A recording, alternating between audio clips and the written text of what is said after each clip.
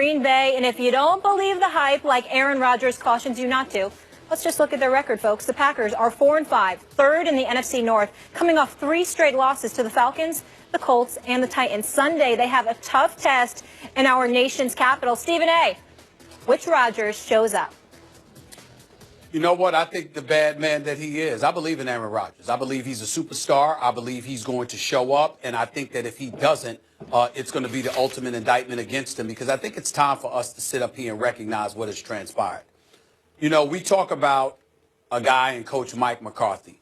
Mike McCarthy, I think, has guided the Green Bay Packers, to the playoffs like 7 straight years. This man, he's guided them to the playoffs in 7 straight years. They've won a Super Bowl title. You can't question the man's credentials in terms of what they've done in Green Bay. They've won more games with him than they did with Vince Lombardi, for crying out loud.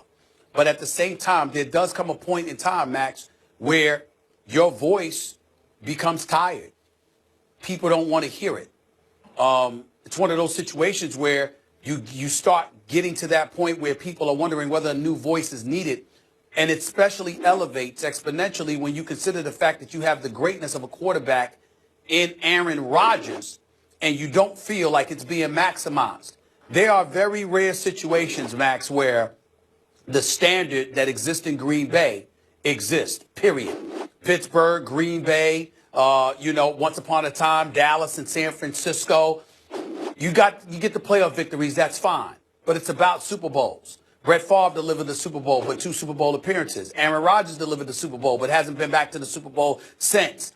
There was a divisional playoff loss after they won that Super Bowl as the 6th seed in 2010. There was a collapse against Seattle that ultimately followed. There's been 6 full seasons where there's been no Aaron Rodgers in Super Bowl mentioned. For the touchdown! And good night, Irene. The Dallas. You're not going to question the talent when the talent still exists in the greatness of an Aaron Rodgers. You're going to question the coach. So I think saying all of that, Sunday's game in D.C. is pivotal. Because if Aaron Rodgers doesn't show up and play big time after they won that Super Bowl as the 6th seed in 2010, there was a collapse week with Green Bay against Tennessee, especially if that defense stinks up the joint again. I think that seat, that hot seat that Mike McCarthy may be on from that fan base in Green Bay is going to intensify greatly. And I think Aaron Rodgers knows it. I think he steps up. He responds to the challenge. I think the rest of the team does so as well. And they beat Washington at FedEx Field. Because if they don't, Mike McCarthy, life's going to get very, very uncomfortable for this man. The question is, which Aaron Rodgers shows up against Washington this Sunday? And I agree, it's going to be the very good version of Aaron Rodgers. But the very good version of Aaron Rodgers this year is not quite the very great version of several years ago. You know, there was a time, not that long ago, not this season or last, but not that long ago, where I felt Aaron Rodgers was making his case as the greatest quarterback who ever lived.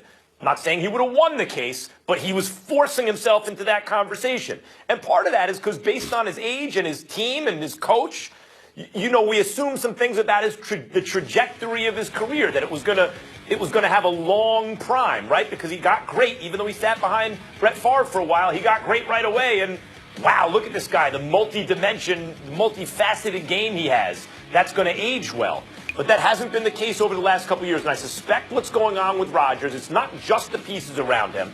I suspect what's going on is something we see sometimes with pitchers in Major League Baseball. They have a prime, then they dip down for a couple of years, and you think maybe it's over for them. And then the really great ones, the Hall of Famers, seem to have a second prime. And what goes on during those years where they dip is sometimes injury, but oftentimes there's a little something off their fastball now. It's imperceptible even to them, but they're not quite as dominant as they once were, and yet they're approaching everything the same way. And until they learn to adjust to their new physical reality, they take that little dip, and once they learn to adjust, they can kind of mimic the success they had in their prime as a slightly different kind of player. I suspect that's what's happening with Rodgers right now. That said, for all the sky is falling Chicken Little talk about him, he has 22 touchdowns against 7 interceptions this year. Whatever you want to say about their record, Molly, they're a game out of first. You know, they have one game worse than the division leader. So, and it's not an exceptionally strong division. Aaron Rodgers has the 6th best QBR in the NFL. I mean, for any other quarterback, be like having a fantastic season. Still, only 5 quarterbacks having a better season, and every single one of them is in the MVP conversation. So, let me tell you something. What Rodgers is going to show up against Washington? Hello, let me answer all those numbers you threw out there. Let me answer that. Yeah, let me answer that because I'm damn near lost with what you're saying. When you talk for 5 minutes, do I jump in? Go ahead. I don't throw numbers at everybody. It ain't math class. I mean, we ain't in Columbia or Princeton. A brother needs some help. I'm saying a brother needs some help. I don't quite comprehend what you're saying. Go ahead, my brother. Take all the help you want. All I'm saying is this. Is in the end. With all that you just said, do you realize, Max Kellerman, that Aaron Rodgers only has 2 300-yard games this year? 2. Yeah. See how simple that math is? Far less complicated than what you would say. 2 300-yard passes. Aaron Rodgers, 2 But you know what's happening, Stephen A? Games. Do you know what's happening? What? When he is under pressure, which he's under much more often than not, like every other quarterback. You know, when he gets sacked a lot, he's not really good. Yeah, that's what happens to everyone when they get sacked a lot. So the question in this game, what Aaron Rodgers is going to show up, which one? How much do you have faith? How much faith do you have in the Washington team being able to get pressure on Rodgers? They don't have a special ability in that department. Even going into the season, they really needed to beef up the defensive line, and instead they spent the money in the secondary on Josh Norman. So they've actually exceeded expectations in that department a little bit in terms of their ability to pressure the quarterback, because they're about average. So can an average team in that department create enough pressure on Rodgers that it brings him from still an elite quarterback, if not the best at this moment, to a bad quarterback? No, I don't think so. I don't think Washington is the team to do that, and I expect the bad man, as you say, to show up. Well, he's a bad boy, and I think that, like you said, that second level where you can resurrect yourself, because I don't see I don't see diminished ability in Aaron Rodgers. I don't see less arm strength. I don't see less of a motor.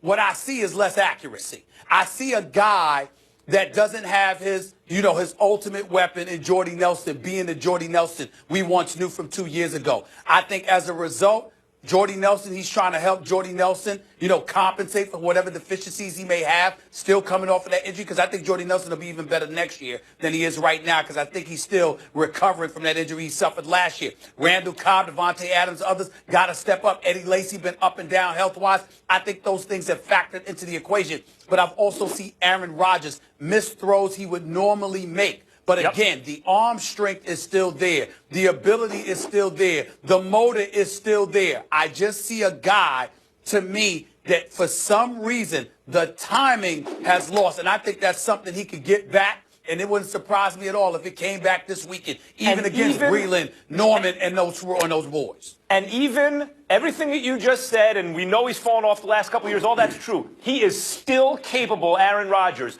of playing on a higher level than everyone else.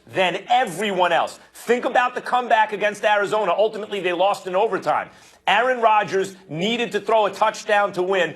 Scrambled out, avoided pressure with his legs, kept his eyes down the field. Amazing, as usual, his escapability, as they say, and threw, a 60-yard Hail Mary down the field. But you can't really call it a Hail Mary because he threw it where only the offensive player had a chance at the ball.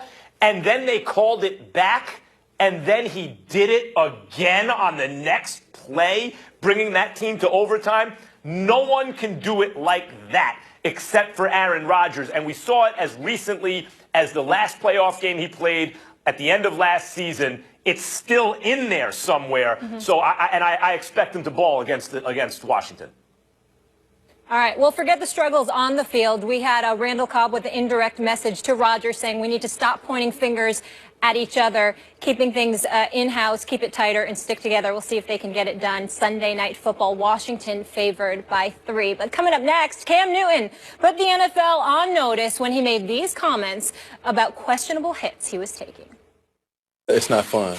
It's not fun. It's really taking the fun out of the game for me, honestly. It really is, because at times, I don't even feel safe. Michael Vick joins the show to talk Cam, and you do not want to miss how he feels about Cam's treatment on the field. And scary moment for Luke Kuechly. Leaves last night's win after a big hit and is very emotional as he's carted off the field. With concussions a growing issue, how much trouble is in store for this team and the NFL? We talk about it next. What's going on? This is Kevin Hart, a.k.a. Long-Faced Little Body. And right now, you're watching my favorite show. I'm talking about First Take, without Stephen A. Smith.